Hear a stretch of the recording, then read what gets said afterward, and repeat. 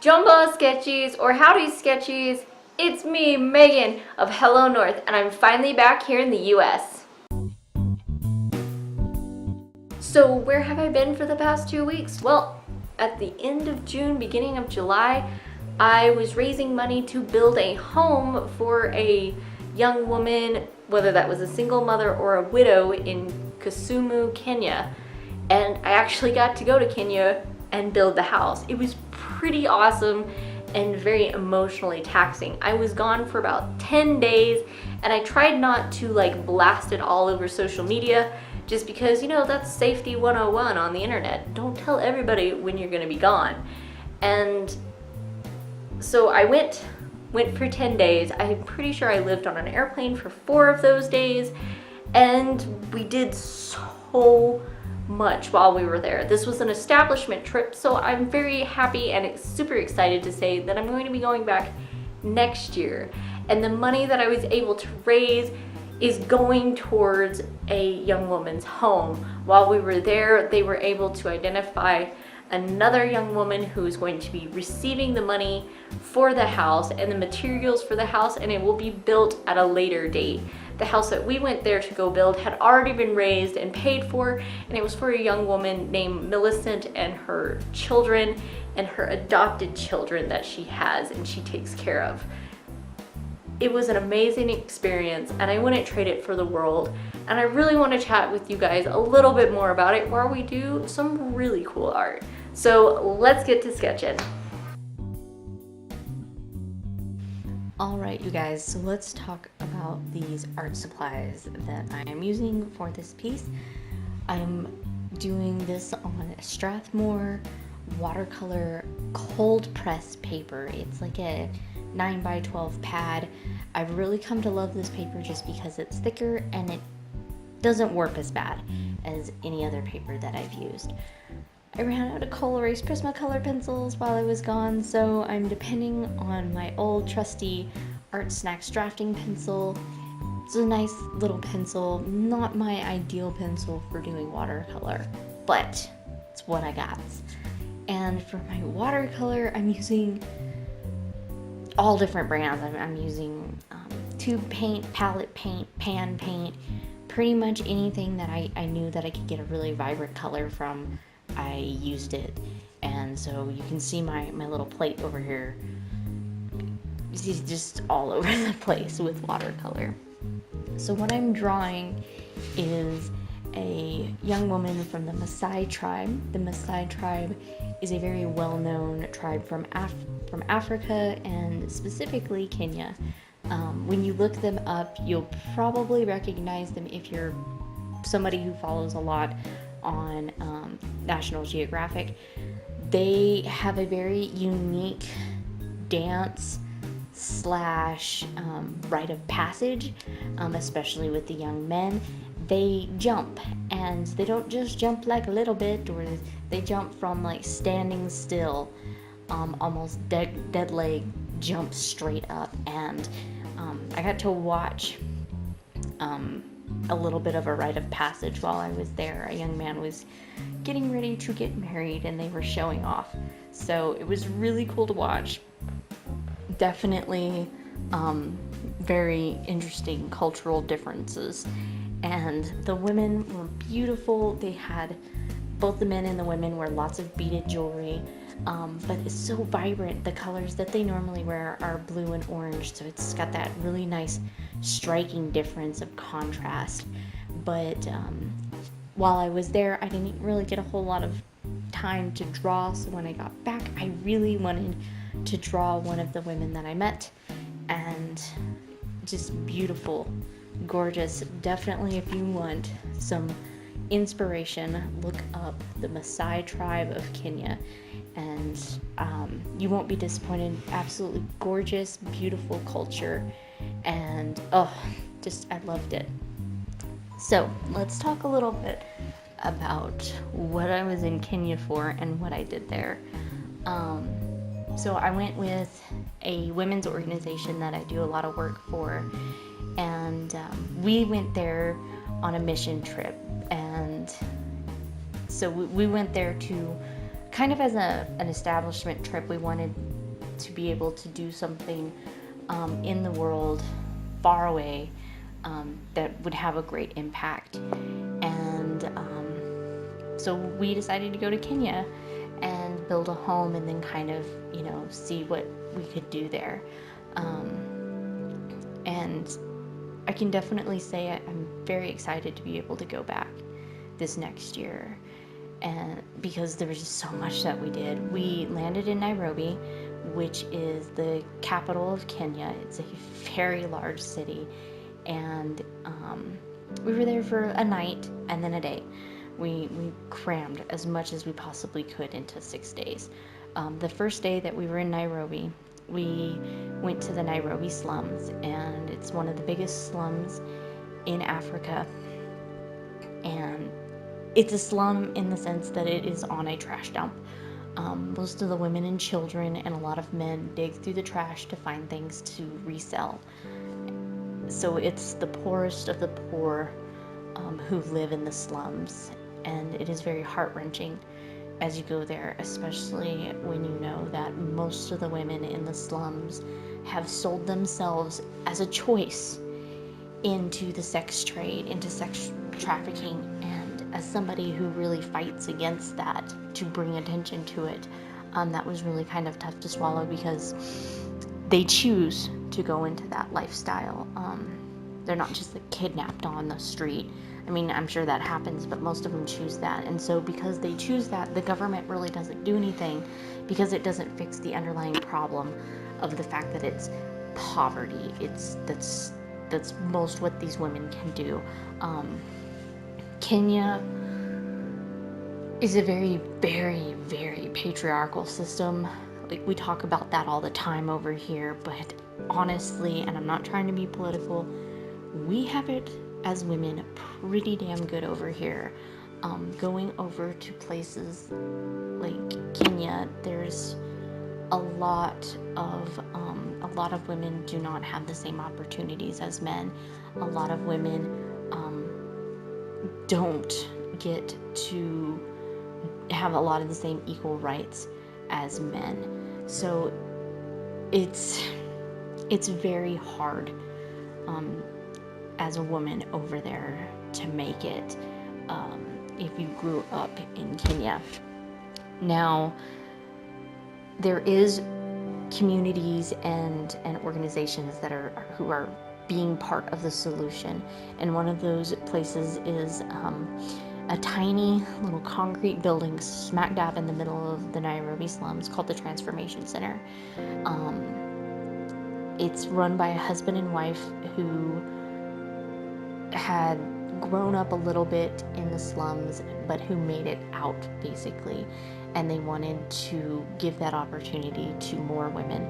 They teach cosmetology out of this concrete building in tiny little rooms that are like 8 foot, maybe by 10 foot. I mean, they're tiny. And women who are orphans, who are ex-prostitutes, or who dig through the trash to make a living, they become part of this program, and they teach them how to do nails, how to do hair, how to do a little bit of massage and skincare. And these women stay in the program for a year before they are graduated, in a sense, and then they help them get a little bit established, and then they set them free, basically, to make their career, make their life choices. And to me, that's huge, because while, yes, they don't just go in and bust down the door and rescue these women, they're giving these women back the ability to choose for themselves, to give them the ability to provide for their families, that they don't have to depend on somebody else. And I'm very excited to be working with them. Our organization is going to be sponsoring sewing classes. We're hiring a seamstress over there to come in and teach more women how to sew, and we're going to be buying sewing machines and helping them, renovate a couple of their rooms, so that way they can be able to help even more women.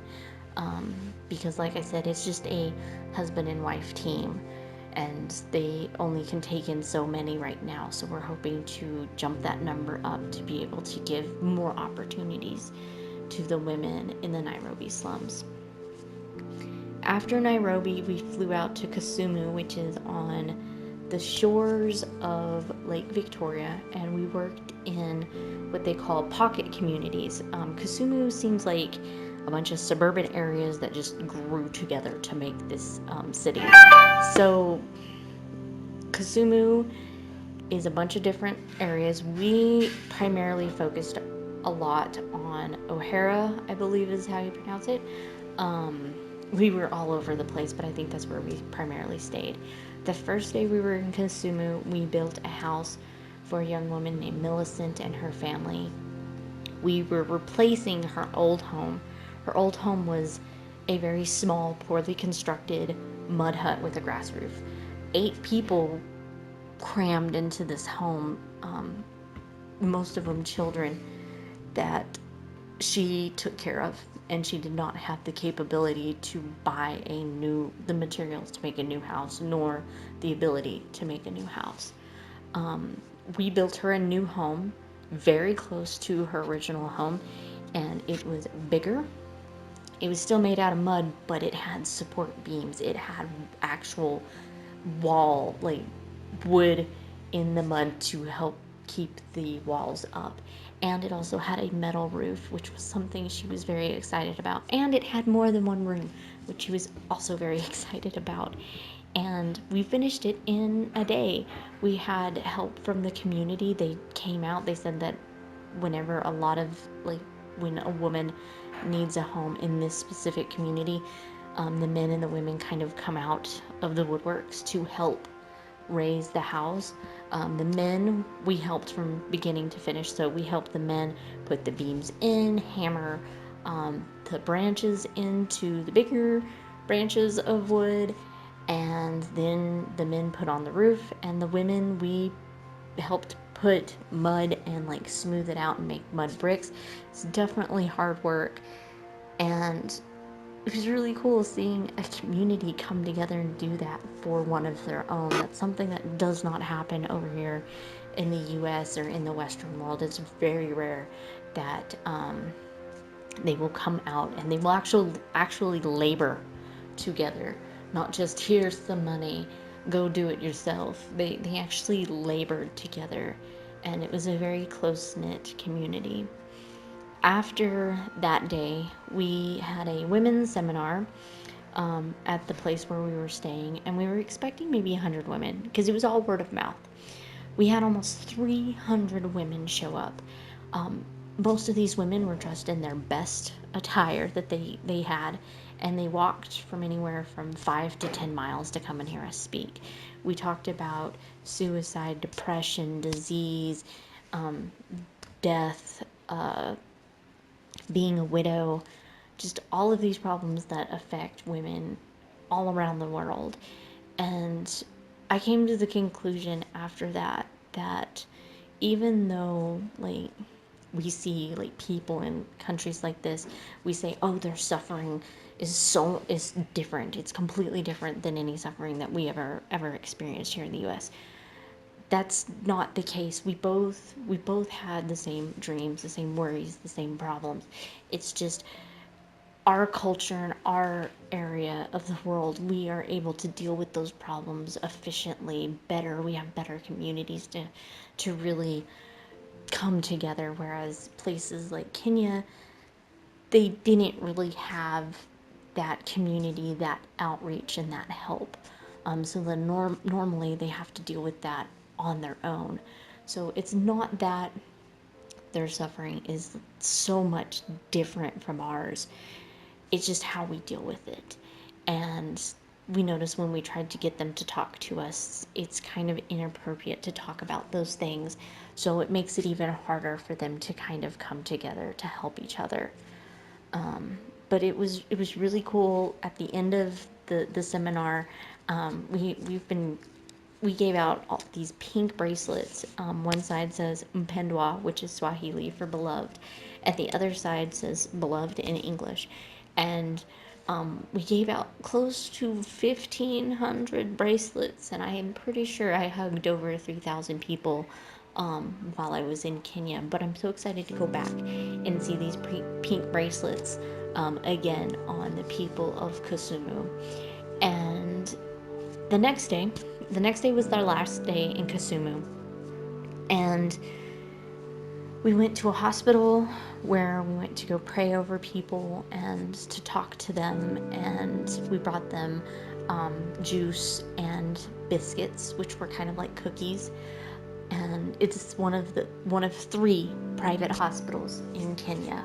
And we talked with the nurses and the doctors, and we let them know that, like, what can we do and whatnot. And to me, that was really, really hard, especially when we went into the maternity ward, because I'm a mom, been there. It was really hard because there was one woman in there, she was in labor, and labor is really hard. Over here in the US, we got drugs for that. Over there, there's no epidurals, there's no have a shot, you're good for your whole labor. She was there laboring by herself, and that was really hard to see. She had no family, no husband, no sister, no mother, no grandmother there. So it was really hard for me because I kept thinking, who is going to be helping her? Because we found out it was her first. So that was really hard for me to know that she's got nobody. After that, we went to an orphanage where we fed kids lunch. We made peanut butter sandwiches, and we served over 130 kids who every night have to find a place to sleep, because most orphanages in Kenya cannot actually hold all of these kids. So they feed them, maybe take care of them for the day, and then they're set free to try and find a place to stay. So that was really hard for both me and my mom, because my mom went. After that, the last place we visited was a secondary school, which is like a high school, but this one was private for girls. And we were there talking about, like how important education is. And one of the things that we told them, which I thought was brilliant, was that when you complete education, instead of the world picking your husband, your spouse, you have the ability to pick it. You have the ability to say, no, I'm better than that. And I really hope that those girls are going to be going so far in the world, because they're already on that path.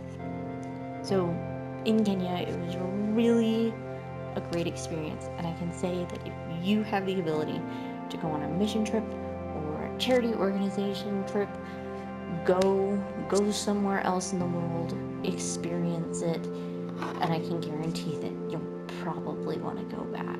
For me, I'm going back next year, and I can't wait to go. So, hope you guys enjoyed the video. I am back, so we are back to normal schedule. I'm going to be making an anniversary video pretty soon, so if you haven't yet, smash that subscribe button, become a sketchy, and we'll see you guys in the next video. Keep on sketching, guys.